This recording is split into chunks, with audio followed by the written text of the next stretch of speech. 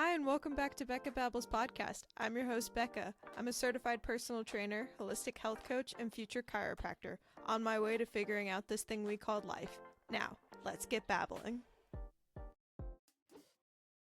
Hi, everyone, and welcome back to Becca Babbles podcast. It's officially 2025. I can't believe that it is the first official episode of the new year. I am so excited to see what happens to the podcast this year. I have a few interviews loaded up and ready to go, and I'm excited for you guys to listen to all of them.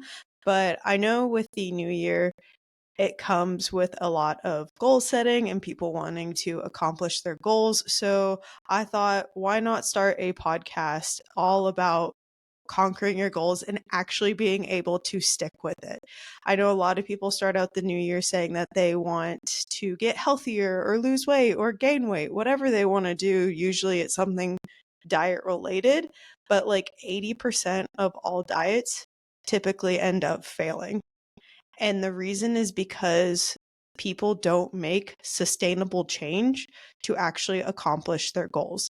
And so I wanted to give you guys a podcast so that you could actually make progress towards your health and fitness, whatever that may be. And I was going to give you 4 easy steps to accomplish these goals because I feel like the easier it is, the more likely you're going to do it. So, like I said, a lot of diets tend to not work. Whether this be a vegan diet, a carnivore diet, a keto diet, everyone kind of decides that like they need to have some sort of diet to get on track.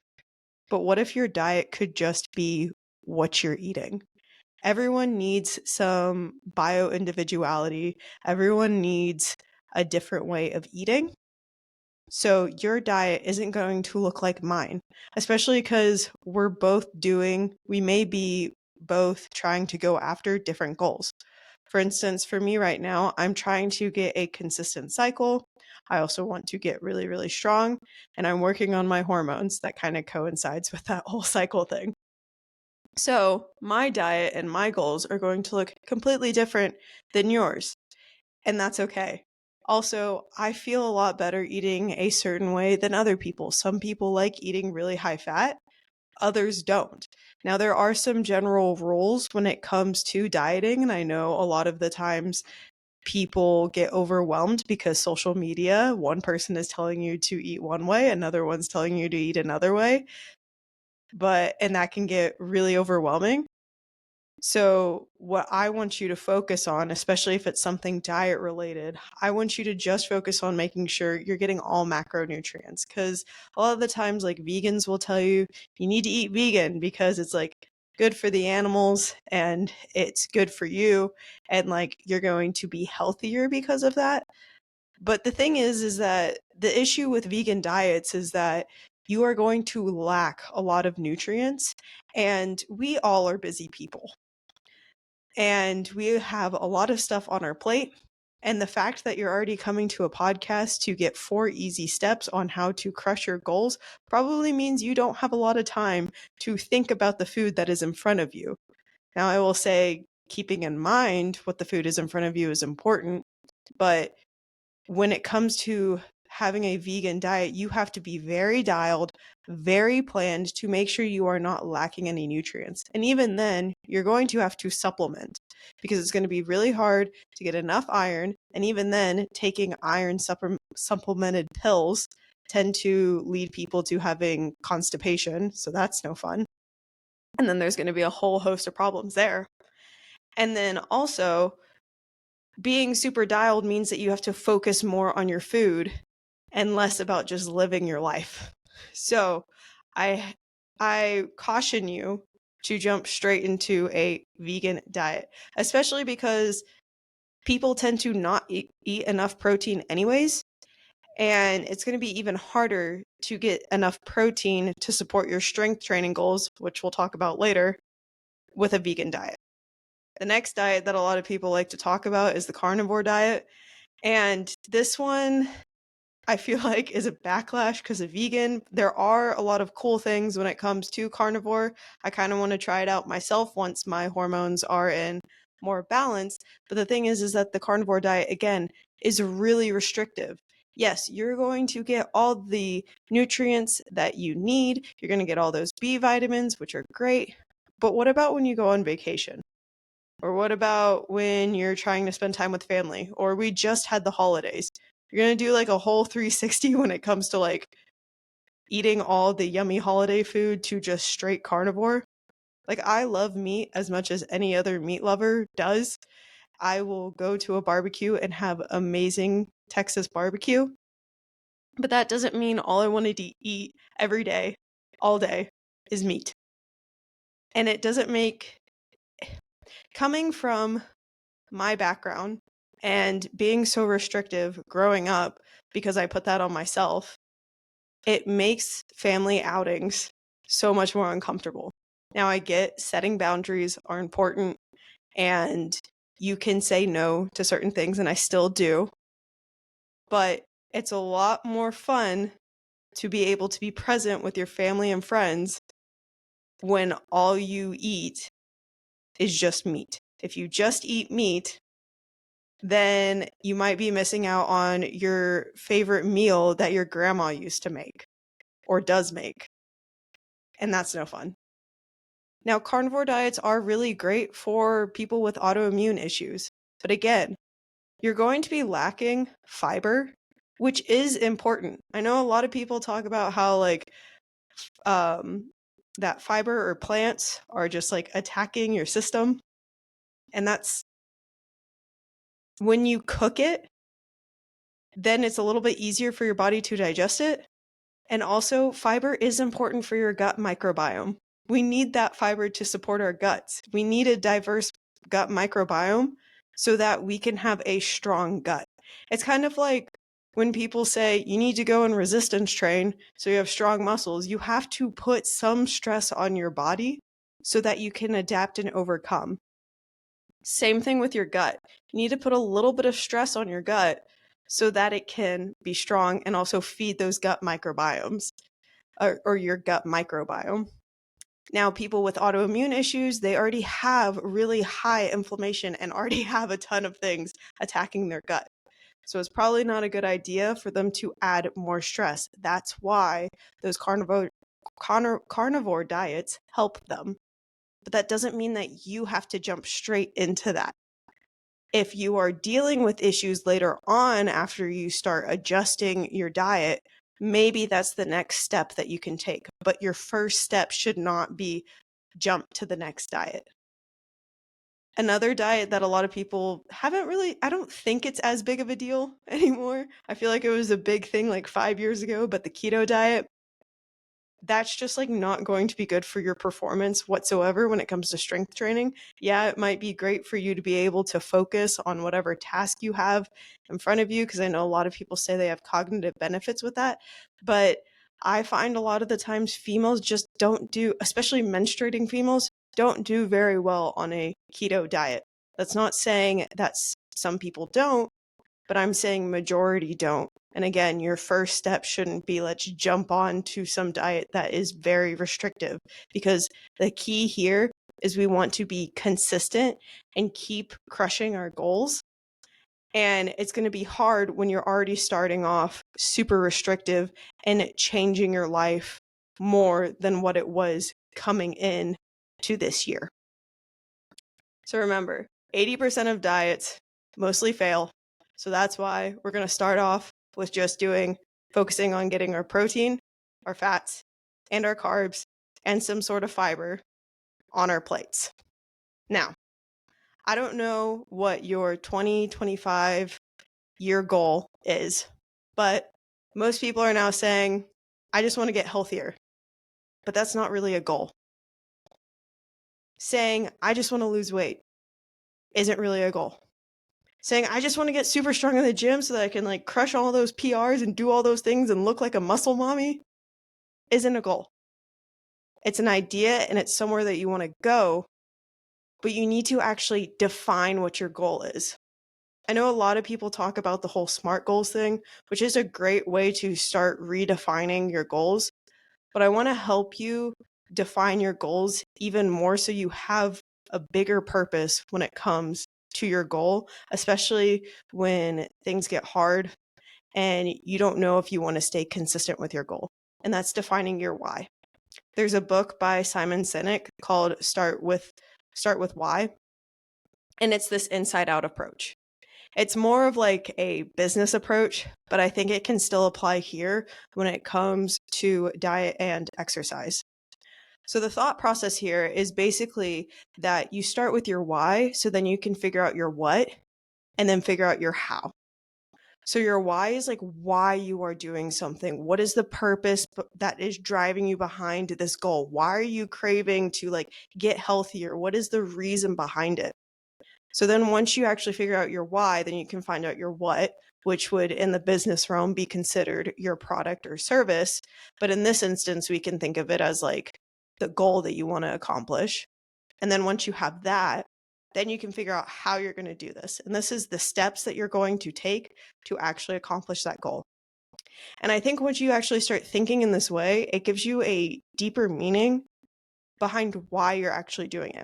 So I'll give you an example as how I would do this. And my why behind like wanting to get healthier is, or I guess I should start off with my goal so you can get a bigger idea of my why. So my goal, and I figured this out from my why, was I want to get 3 consistent cycles and 2 pull-ups by the end of this year. Now, I know I kind of talked about wanting to get 2 pull-ups last year, so I'm kind of sad about how I didn't actually get those 2 pull-ups in. That's totally fine.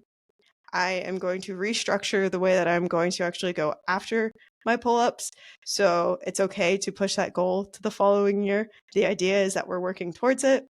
And then the 3 cycles is for me to get my hormones in balance and know that my body is safe. So why am I doing those things? Why is it important to me to get those 3 cycles? Why is it important for me to get those 2 pull-ups? My why behind getting those 3 cycles is I want to know that my body is functionally optimally.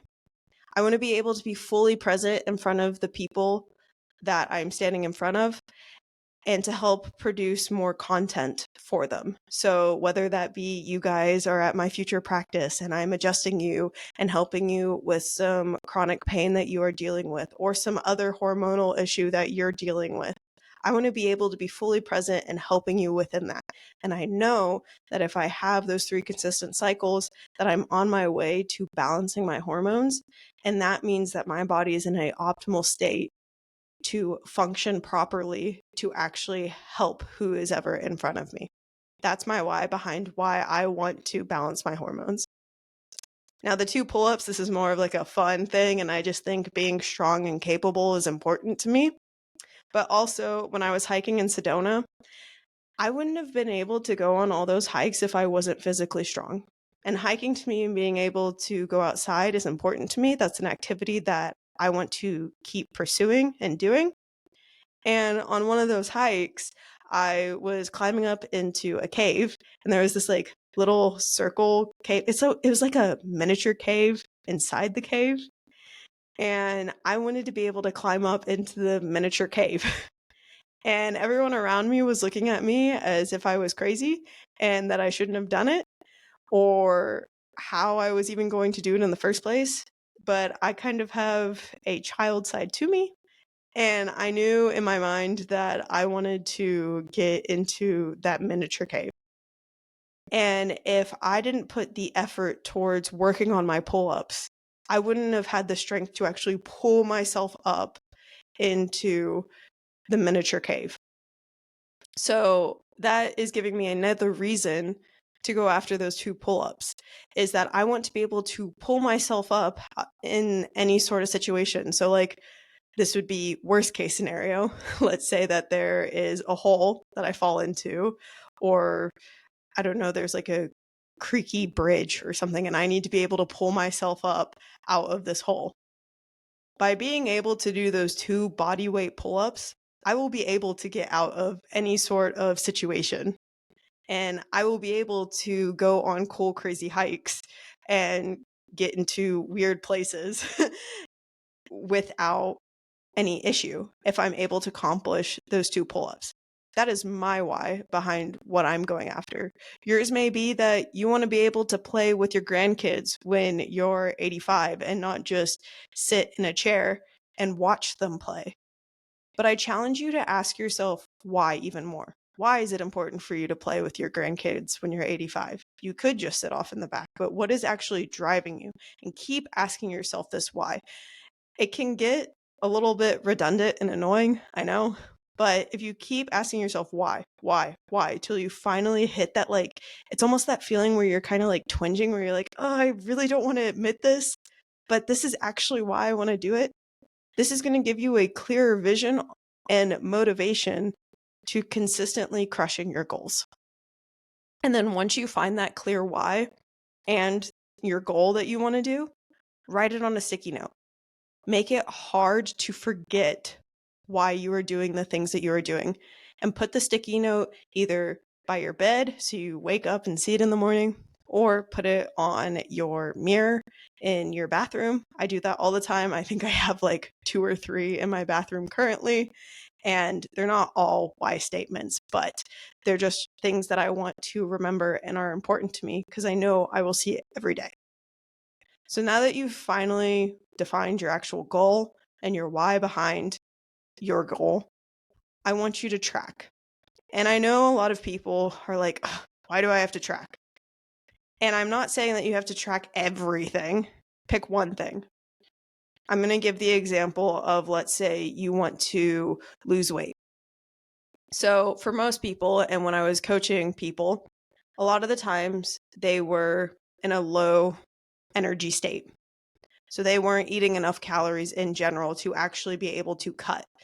And this is something that I want to get into a podcast about reverse dieting and the importance of that, so you can have a long sustainable approach to your actual dieting. But short notes or cliff notes would be, let's say you're at 1800 calories right now and you cut from there. You're going to have to cut a decent amount to lose some body fat. So then let's say you're at 1200 calories and then you keep cutting. Then you're at 1000 calories and then you're at 800. And it's like, do you really want to live that way for the rest of your life?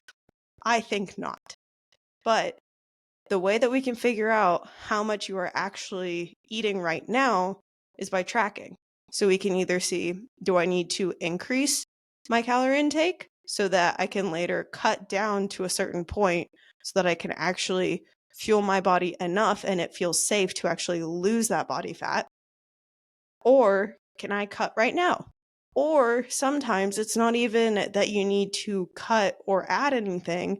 It's more, you need to change up your macros. Maybe you're not eating enough protein and you're eating more carbs and fat. I'm not necessarily saying that's a bad thing, but maybe shifting some things around might change your habits and behaviors, but you won't know that if you're not tracking. So what you're going to do is either track your food, track your steps, or start a workout program. And you don't have to do this forever. I like tracking right now currently because I'm interested into seeing how certain foods and ways that I'm eating are affecting either me and my schoolwork, me and my workouts. I change my mindset when it comes to tracking. So it's not this like, oh my goodness, I'm eating too much food, or oh my goodness, that I have so much more food to go, or oh, this is a monotonous thing that I have to do. Instead of thinking of it that way, shift your mindset and say, how can I think of this in a way of a scientist so that I can see how these foods are affecting me? Or what am I noticing? That way you can be more in tune with your body and learn more about your body. You're getting to know your body. You're becoming friends with your body, and it's going to be fun. Because if you don't track, I love this quote, is what gets measured gets managed. And I feel like that kind of just sums up the fact of making sure that you are tracking something. And I ideally think tracking your food is probably going to be the biggest bang for your buck when it comes to crushing your goals this year. Now, the biggest thing that I want to say in this whole entire process so you actually stay consistent this year is take baby steps. I think the biggest issue or a mistake that people get into is that they decide to change everything that they're doing. It's like what I was saying at the beginning of the podcast was like people start these diets that are extreme from the way that they actually live. So they start this vegan diet or they start this carnivore diet and they change everything about their life. And then it works for like a month or two. And then they get tired of it or something comes up and they're just like, I don't want to do it anymore. I'm done with it. It's like, I'm done. And then they stop. And then they stop everything that they're doing and they stop that momentum. The thing is we want to slowly build momentum. And even though it looks slow right now, it's going to accelerate when you look at it in a year span. Because then this year goal is then going to turn into 2 years, which is going to turn into 3 years, which is going to turn into your whole entire life. And that's what we want to do. So when you are accomplishing your goal, you have your big overarching goal, which is you want to lose weight this year. Okay, cool. But what are your miniature goals in between? And those miniature goals are going to be weekly goals. And you're only going to add 1 or 2 goals every week. This is going to be, you're going to create a sleep routine and focus solely on your sleep. You're going to make sure that an hour before bed, you're going to start brushing your teeth, brush your hair, take a shower. Ideally, you take a shower before you brush your hair because that would just kind of be out of order and weird unless you want to brush your hair again. That's fine. And then you start reading a book and you start winding down for bed. Or maybe you want to start by adding a walk, a 10-minute walk after breakfast, or increase your protein intake to 1 gram per pound of ideal body weight. Or maybe you just need to start with drinking enough water. Start with getting at least half your body weight in ounces. Or maybe you're not even strength training at this point. So you want to add 1 strength training workout a week. 1. It doesn't have to be 7 days a week. It could be 1. Or maybe you just want to add 2,000 steps this week. And little hint there, you probably just need to do that 10-minute walk after breakfast. It's not that much. And then once you accomplish it one time, then you're going to either decide, do I want to stick with focusing on this goal or do I want to add another one and then another one? And you're going to keep reevaluating and seeing what is working, what is not working, adding another goal. And then at the end of 2025, you're going to be a completely different person. Now, I know I gave a ton of different ideas on how to change your 2025. And I don't like giving rigid, like, you need to do this, you need to do that, you need to do this, because I feel like working with a coach kind of gives you a better idea on what to do. But I will give you what I did with most of my clients and what worked for most of them. So if you're like, I need some sort of structure to actually figure out how am I going to accomplish my 2025 instead of just here are some random goals and I just pick from them, I'll give you a little bit more of a structured plan on what to focus on each week. And this is kind of like this first one is more of a what to do if you're not already doing it. And that one is add strength training if you're not already. And start by doing it 1 day a week. Just 1. It doesn't have to be anything big. I promise. 1 day of strength training is going to impact your body so much, you're not even going to realize it. So you're going to add 1 strength training workout a week if you're not already doing that.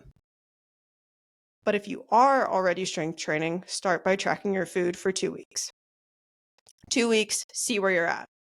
More than likely, you're probably not eating enough protein. So increase that protein intake.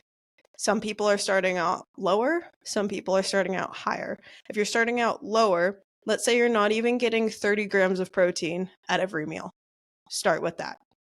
Start with that and then slowly increase it. Because sometimes by adding a ton of protein all at once, that can start giving people some digestive issues, and I don't want that to happen to you. It's not fun.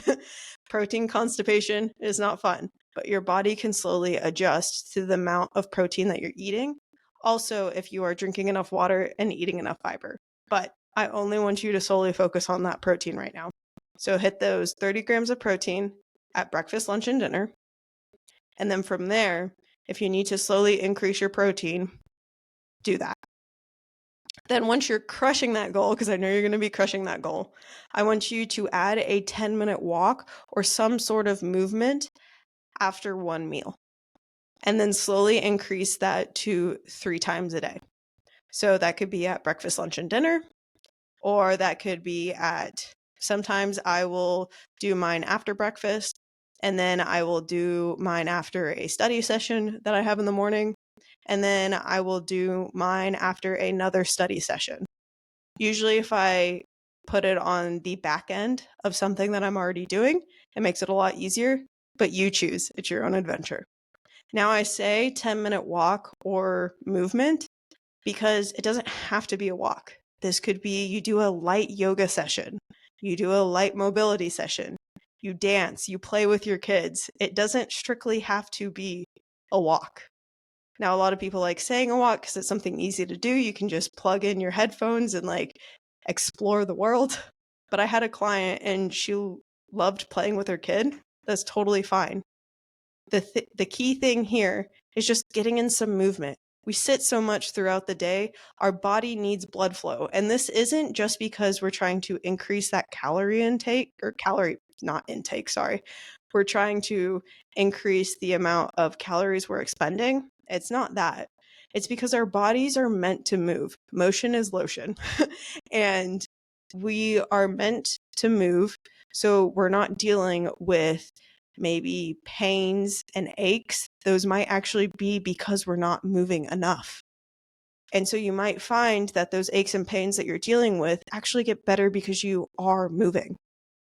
So instead of going on those walks thinking like, I need to burn 100 calories because your body's probably going to adapt by the time that you get done with increasing to these 3 walks, the purpose is so your body is moving and getting the blood flow to where it needs to go. So once we get that blood flow to the area that it needs to go, it can get the nutrients to your heart, your lungs, your muscles, which is then going to help you build more strength, boost your metabolism, which is then going to make it easier for you to lose that weight at the end of the year.